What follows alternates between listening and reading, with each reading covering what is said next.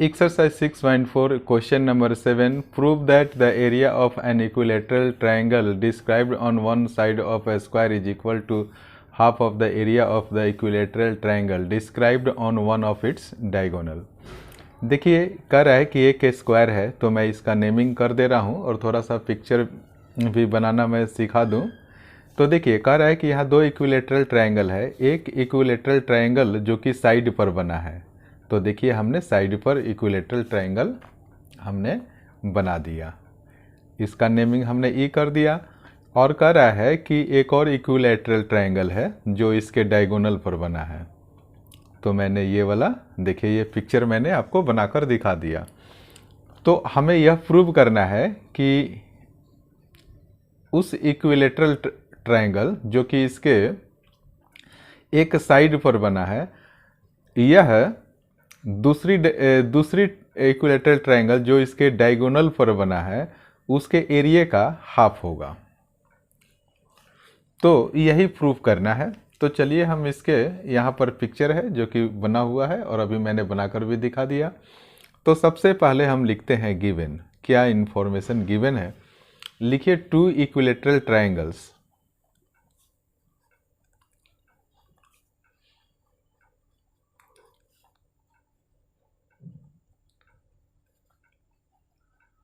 To equilateral triangles लिखिए triangle BCE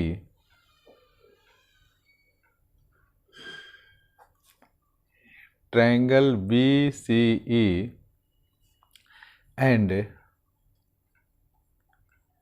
triangle ACF। ये देखिए BCE एंड ACF दो इक्विलेटरल ट्रायंगल है। तो हमें प्रूव क्या करना है, लिखिए हमें प्रूव करना है कि एरिया ऑफ ट्रायंगल BCE, जो ये वाली ट्रायंगल है इक्विलेटरल ट्रायंगल जो इसके एक साइड पर बनी हुई है, इसका एरिया हाफ होगी। किसके हाफ होगी? एरिया ऑफ ट्रायंगल ACF, यानी कि उस इक्विलेटरल ट्रायंगल के जो इसके डायगोनल पर बनी हुई है, इसके हाफ होगी ये छोटी वाली इक्विलेटरल ट्रायंगल। तो अब हम इसको प्रूफ करना शुरू करेंगे। तो सबसे पहले क्या कीजिए कि let side of a square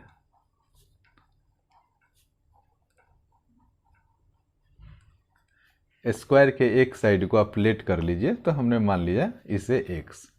तो आप जानते हैं कि इसके सारे साइड आपस में इक्वल होते हैं, तो ये भी x हो जाएगा। जब ये x होगा तो देखिए ये इसके एक साइड पर इक्विलेटरल ट्रायंगल बना है। इक्विलेटर का मतलब होता है हिंदी में समबाहु त्रिभुज जिसकी सारी साइड्स आपस में इक्वल होती है। तो एक x हो गया तो सारा x हो जाएगा। तो लेट साइड ऑफ स्क्वायर हमने x एज्यूम किया, तो उसके अकॉर्डिंग हमने यहाँ पर x को लिख दिया। अब देखिए ये डायगोनल AC को कैलकुलेट करना है, तो आप लिखिए डायगोनल AC। तो बेटा ये स्क्वायर का जो डायगोनल होता है यानी कि वर्ग का जो विकर्ण होता है AC, तो इसका फॉर्मूला होता है √2 इंटू साइड। तो √2 हो गया और साइड क्या है, देखिए साइड x साइड x है ना, तो √2x आप लिख दीजिए।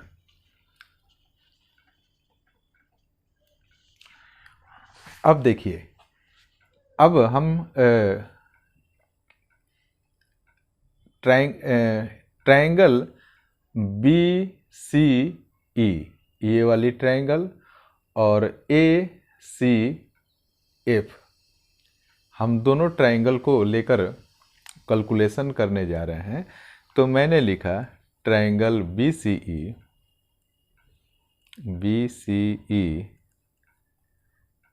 ये सिमिलर है ट्रायंगल ACF के। हमने इस ट्रायंगल को सिमिलर कैसे प्रूफ कर दिया? ये एक्चुअल में देखिए इक्वी लेटरल ट्रायंगल है। इक्विलेटरल ट्रायंगल में क्या होता है, उसके एंगल्स का सम, वो आप सभी जानते हैं कि ट्रायंगल के एंगल्स का सम 180 डिग्री होता है। तो सारे इसके साइड्स बराबर हैं और इसके सारे एंगल भी बराबर होते हैं और ये सारे एंगल्स इसके 60 डिग्री के होते हैं। तो आप लिख सकते हैं criteria by angle angle angle. आप बाई साइड क्राइटेरिया भी लिख सकते हैं। तो दो इक्विलेटरल ट्रायंगल अगर आप ले रहे हैं तो वो सिमिलर होते हैं। अब देखिए, अब हम जरा इनके एरिया का हम बात करेंगे। आप लिखिए एरिया ऑफ ट्रायंगल BCE। ये छोटी वाली ट्रायंगल अपॉन में एरिया ऑफ ट्रायंगल ACF, बड़ी वाली ट्रायंगल ACF। अब हम क्या करेंगे कि देखिए, आपने एक थ्योरम पढ़ा होगा, 6.6 थ्योरम भी आप पढ़े होंगे कि दो ट्रायंगल के एरिया का रेशियो, दो ट्रायंगल के एरिया का रेशियो उसके कॉरस्पॉन्डिंग साइड्स के रेशियो के स्क्वायर के बराबर होता है। तो आप इसको क्या लिख सकते हैं? अगर आप ट्रायंगल ये लिए हैं तो देखिए BC का कॉरस्पॉन्डिंग साइड क्या हो जाएगा? AC हो जाएगा ना। तो यहाँ पर अगर आप BC लिख रहे हैं तो यहाँ पर क्या हो जाएगा? AC हो जाएगा। तो इसका स्क्वायर है ना, ये तो आप जानते ही हैं। आप 6.6 का थ्योरम का रेफरेंस ले सकते हैं।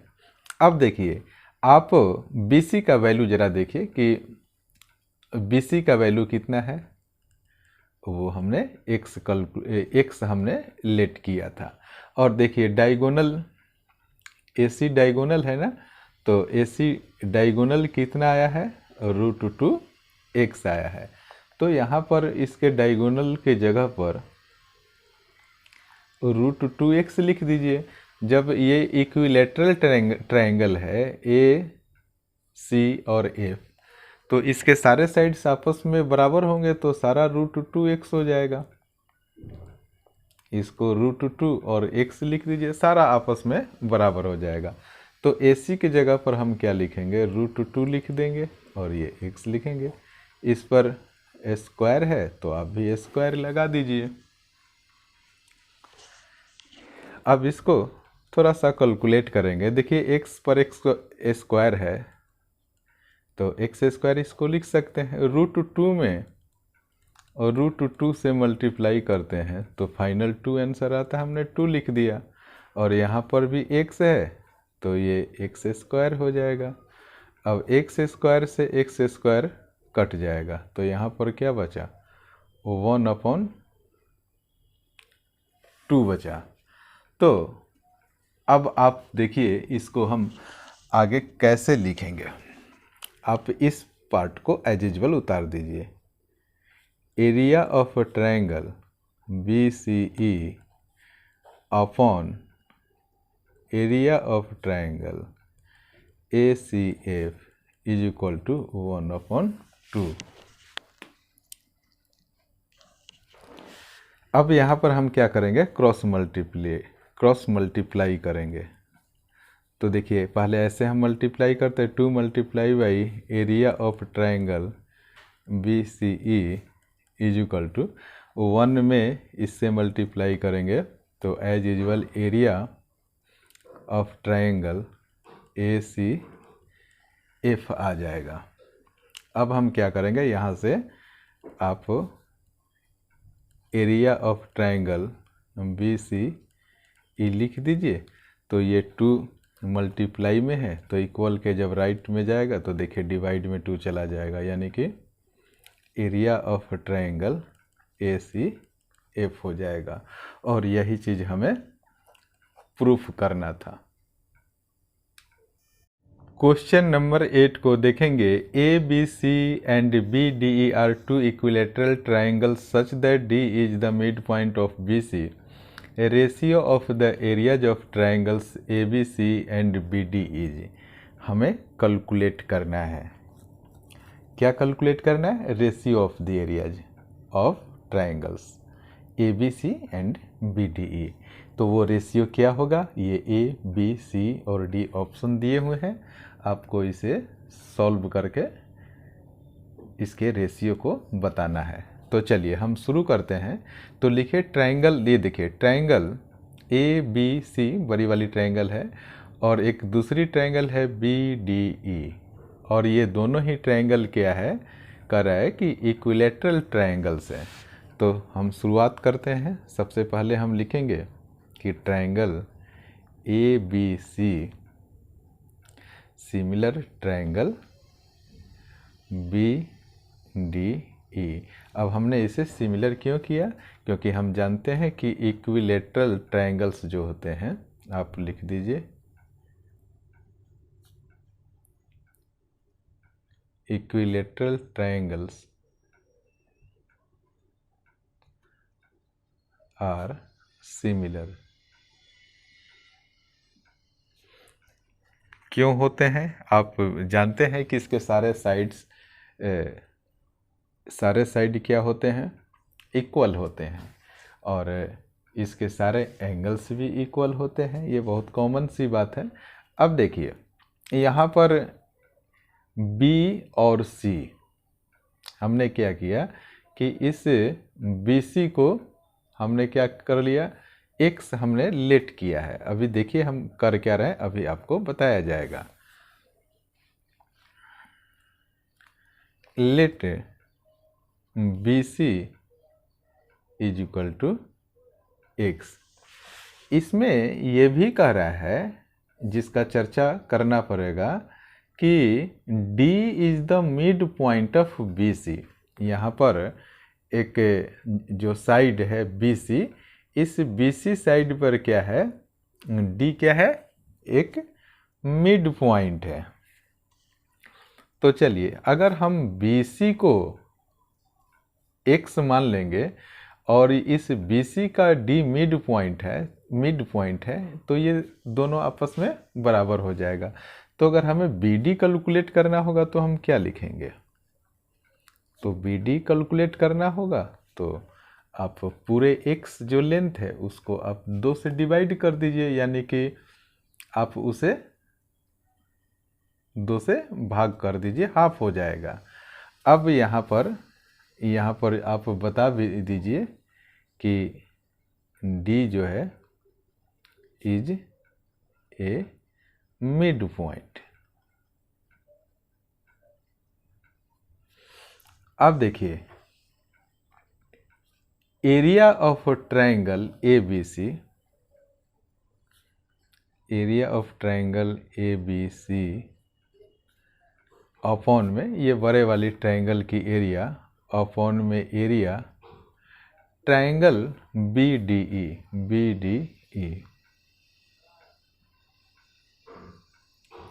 ये किसके बराबर होगी? BC अपॉन, ये देखिए आप एक बार फिर से ध्यान से देखिए कि 2 ट्राइंगल के एरिया का रेशियो उसके कोरस्पॉन्डिंग उस साइड्स के स्क्वायर के बराबर होता है। तो यहाँ पर हम जो साइड लेंगे अपनी सुविधा के अनुसार लेंगे। देखिए एक क्लू दिया हुआ है कि BC है और BC में D एक मिड पॉइंट है, तो हमने ले लिया।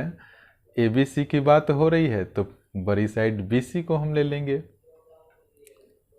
यहाँ पर ये BC हो गया, और आप देखिए BDE ये छोटी वाली साइड, छोटे ट्रायंगल की ये साइड है BD, तो हमने यहाँ पर BD ले लिया। और थ्योरम के अकॉर्डिंग स्क्वायर होता है, तो आप लिख सकते हैं बाई 6.6 जो थ्योरम है उसका रेफरेंस यहाँ पर लिया गया है। तो अब आप देख लीजिए, अब इसे हम कैलकुलेट कर रहे हैं, आपको भी बहुत ध्यान से देखना होगा। अब देखिए BC है और BC इज इक्वल टू आपने क्या लेट किया हुआ था x, तो BC की जगह पर आप लिख दीजिए x और अपॉन में BD is equal to x upon 2, तो नीचे आप लिख दीजिए x अपॉन 2। अब इसका द होल का स्क्वायर कर दीजिए, तो x का स्क्वायर करेंगे तो x स्क्वायर हो गया। अब देखिए यहाँ पर x अपॉन 2 है, फिर ये x का इस x का स्क्वायर करेंगे तो ये भी x स्क्वायर हो जाएगा और 2 का स्क्वायर करेंगे तो 4 हो जाएगा। इसको आप फिर ज़रा ढंग से लिख दीजिए x स्क्वायर और ये वाला पार्ट क्या हो जाएगा, रेसिप्रोकल हो जाएगा, तो ये इस तरीके से आ जाएगा। तो इस तरीके से हमारा फाइनल जो आंसर आ रहा है कुछ इस तरीके से है 4/1। तो आप इसे क्या लिखेंगे, आपका आंसर क्या होगा, सी ऑप्शन होगा जो मैं अभी दिखाता हूँ 4:1। एक बार ज़रा आप आंसर को भी देख लीजिए, हमारा ये करेक्ट आंसर होगा। क्वेश्चन नंबर 9 को अब देखेंगे। Sides of two similar triangles are in 4:9, areas of these triangles are in the ratio. तो किस रेशियो में ये है, एरिया ऑफ दिज ट्रायंगल्स मतलब कि ये ट्रायंगल किस रेशियो में है आपको बताना होगा। 4 ऑप्शन यहाँ दिए गए हैं, तो अब इसको हम सॉल्व करना शुरू कर रहे हैं। तो सबसे पहले हम लिखेंगे let two similar triangles are, let two similar triangles are, एक को हमने एज्यूम किया ट्रायंगल 1 एंड दूसरा जो ट्रायंगल है वो ट्रायंगल 2 हमने लेट कर लिया। तो लिखिए the ratio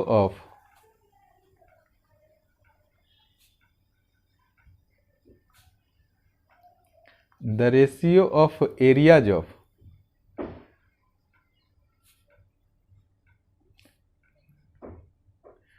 two similar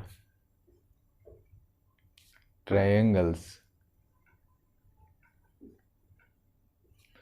is equal to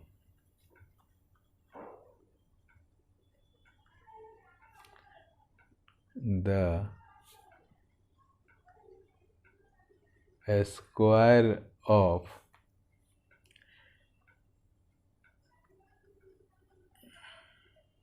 ratio of their corresponding sides।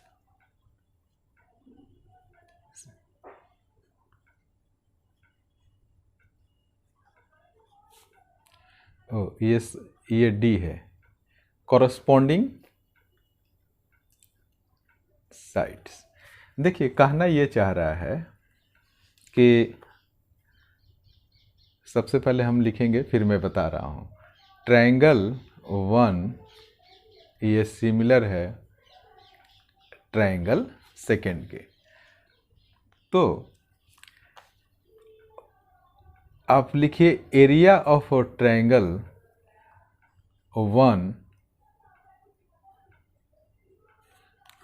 Of area of triangle 2 is equal to, देखिए एक बार फिर से समझिए 6.6 थ्योरम क्या कहता है कि area ratio of two triangle, ratio of areas of two triangle उसके कॉरस्पॉन्डिंग साइड के रेशियो के स्क्वायर के बराबर होता है।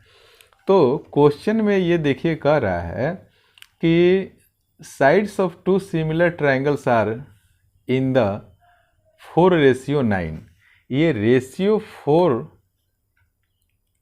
और 9, 4:9 ये दिया हुआ, तो इस रेशियो को हम क्या कर देंगे, स्क्वायर कर देंगे। बस यही करना है और कुछ नहीं करना है।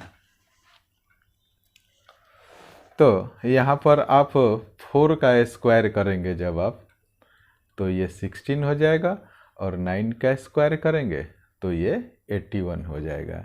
यानी कि इसका करेक्ट आंसर क्या होगा, ऑप्शन डी होगा, 16:81। तो एक बार हम ज़रा देख लेते हैं।